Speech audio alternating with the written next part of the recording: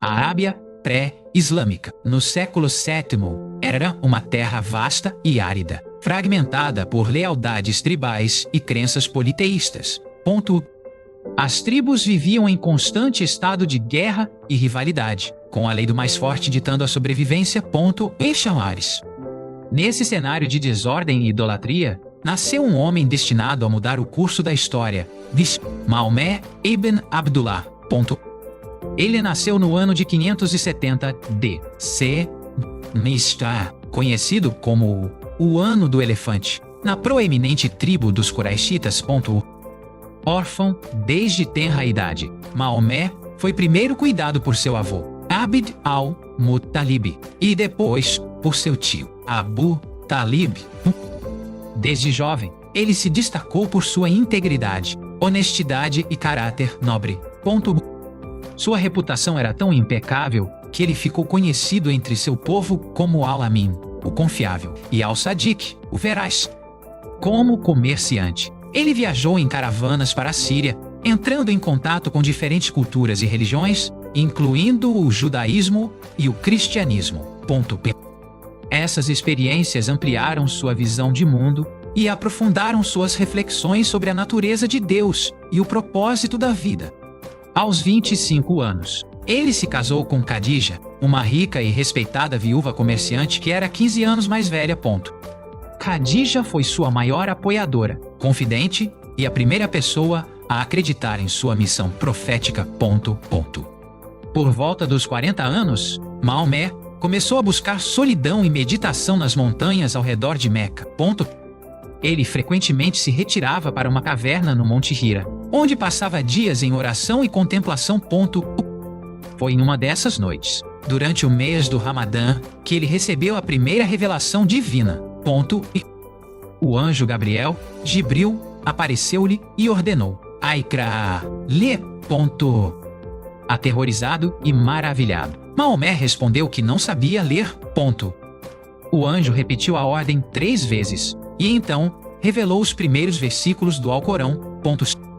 Esta experiência marcou o início de sua jornada como o último profeta de Deus.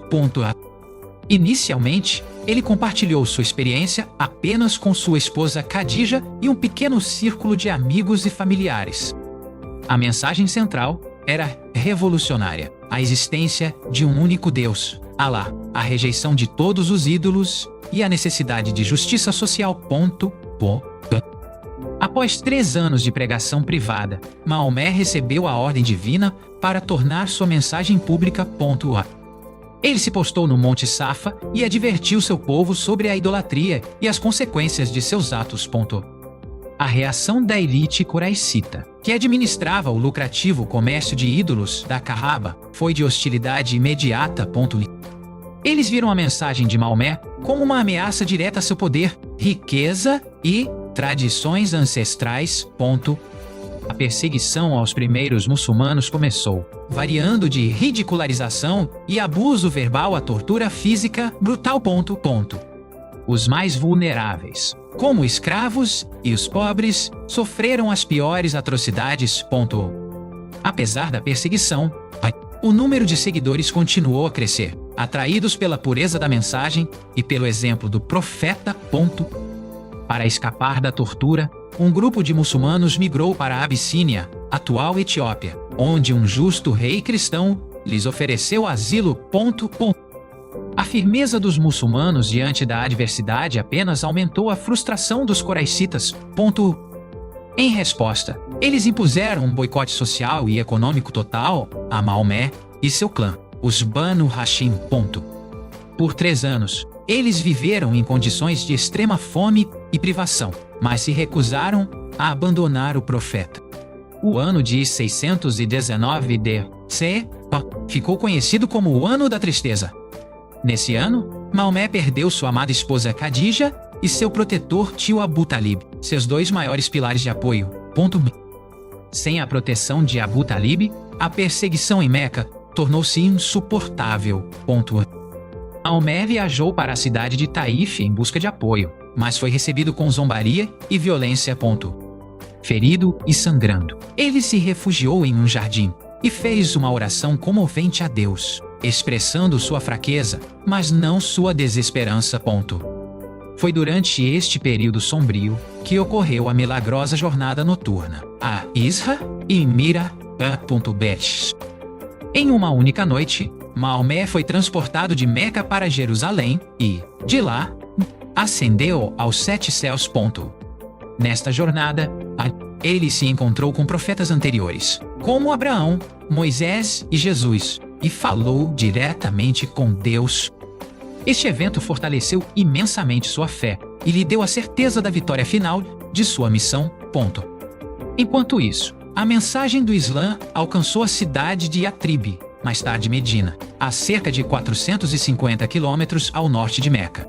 E as tribos de Yatrib, exaustas por décadas de guerras civis, viram em Maomé um líder justo que poderia unificá-las. Delegações de Yatrib encontraram-se secretamente com o profeta e juraram protegê-lo como se fosse um deles. Este foi o prelúdio da Hégira, a migração que se tornaria o marco zero do calendário islâmico. Em 622 d.C., após descobrir um plano coraixita para assassiná-lo, Maomé recebeu permissão divina para migrar. Ele e seu companheiro mais próximo, Abu Bakr, deixaram Meca sob o manto da noite. Eles se esconderam por 3 dias na caverna de Thor, enquanto os coraixitas vasculhavam a região.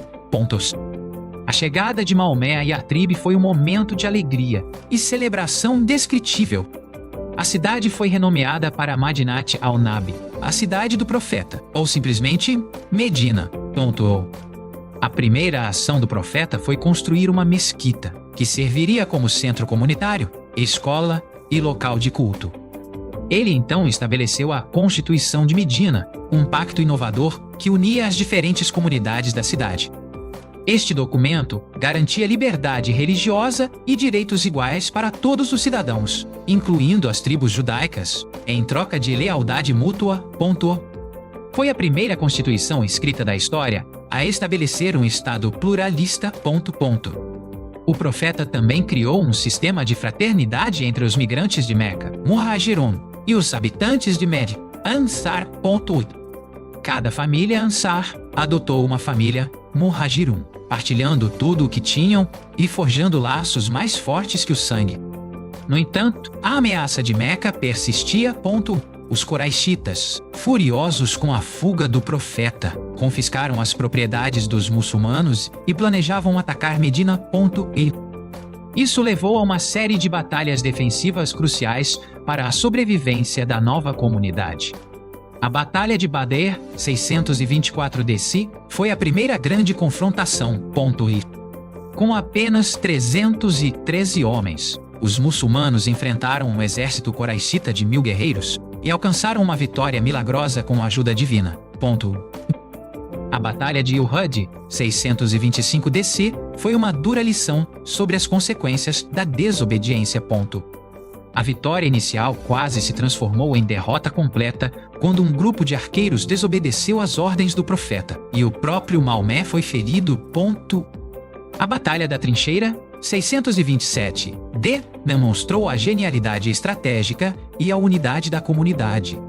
Seguindo a sugestão de Salman, o persa, os muçulmanos cavaram uma enorme trincheira ao redor de Medina, neutralizando a cavalaria inimiga. Após um cerco frustrante, o exército inimigo se desintegrou devido ao mau tempo e a dissensões internas. Essas batalhas não eram de conquista, mas de sobrevivência, solidificando a comunidade muçulmana e sua reputação. Em 628, o profeta liderou 1.400 muçulmanos desarmados em uma peregrinação pacífica a Meca. Eles foram interceptados em Hudaybiyah, onde, em vez de lutar, o profeta negociou um tratado de paz de 10 anos. Embora os termos parecessem desfavoráveis aos muçulmanos na época, o tratado foi, na verdade, uma vitória estratégica monumental. Ele reconheceu o Estado Islâmico de Medina e permitiu que o Islã se espalhasse pacificamente, resultando em milhares de novas conversões. Apenas 2 anos depois, os coraicitas violaram o tratado ao ajudar um ataque a uma tribo aliada aos muçulmanos. Em resposta, Maomé marchou sobre Meca com um exército de 10.000 homens, o maior já visto na Arábia. A cidade, vendo a magnitude da força e a inevitabilidade da derrota, rendeu-se sem luta. Maomé entrou em sua cidade natal não como um conquistador vingativo, mas como um servo humilde de Deus. Ele declarou uma anistia geral para todos os seus antigos inimigos que o haviam perseguido, torturado e tentado matá-lo por anos. Seu ato de clemência e perdão não tinha precedentes na história tribal árabe e conquistou os corações de muitos. O profeta então se dirigiu a Kaaba, o antigo santuário construído por Abraão e Ismael. Com seu cajado, ele apontou para cada um dos 360 ídolos que a poluíam, e eles foram derrubados um por um. Enquanto os destruía, ele recitava o versículo do Alcorão: a verdade chegou, e a falsidade pereceu, pois a falsidade está fadada a perecer. A Kaaba foi purificada e rededicada ao culto do Deus único, restaurando seu propósito original. A conquista pacífica de Meca foi o clímax da missão do profeta. A unificação da Arábia estava quase completa. Nos 2 anos seguintes, delegações de todas as partes da península viajaram a Medina para aceitar o Islã e jurar lealdade ao profeta. O tribalismo que havia definido a Arábia por séculos estava sendo substituído por uma nova identidade baseada na fé, a Ummah. Em 632, Maomé realizou sua peregrinação de despedida a Meca. No Monte Arafat, ele proferiu seu famoso sermão de despedida, um resumo de seus ensinamentos fundamentais. Ele proclamou a igualdade de toda a humanidade, afirmando que nenhum árabe era superior a um não-árabe, nem um branco a um negro, exceto pela piedade. Ele estabeleceu a santidade da vida, da propriedade e da honra. Ele delineou os direitos e responsabilidades e exortou os homens a tratarem as mulheres com bondade e justiça. Ele lembrou à humanidade que todos retornariam a Deus e seriam questionados sobre suas ações. Pouco depois de retornar a Medina, o profeta adoeceu. Ele faleceu em 8 de junho de 632 D.C. aos 63 anos, nos braços de sua esposa Aisha. Sua morte causou uma dor imensa, mas seus ensinamentos e o Estado que ele fundou perduraram. Em pouco mais de 2 décadas, Maomé transformou a Península Arábica. Ele uniu tribos em guerra sob a bandeira de uma única fé, substituindo a anarquia tribal por um Estado de direito e justiça. Ele estabeleceu uma comunidade, baseada na fraternidade, igualdade e submissão a um Deus único. Sua vida foi um exemplo de coragem, compaixão, liderança, humildade e fé inabalável. Maomé não foi apenas um profeta, ele foi um estadista, um legislador, um juiz, um reformador social e o unificador da Arábia. Seu legado continua a inspirar mais de 2 bilhões de muçulmanos em todo o mundo. A história de como um homem uniu uma terra dividida e lançou as bases para uma civilização global é, sem dúvida, um dos capítulos mais extraordinários da história humana.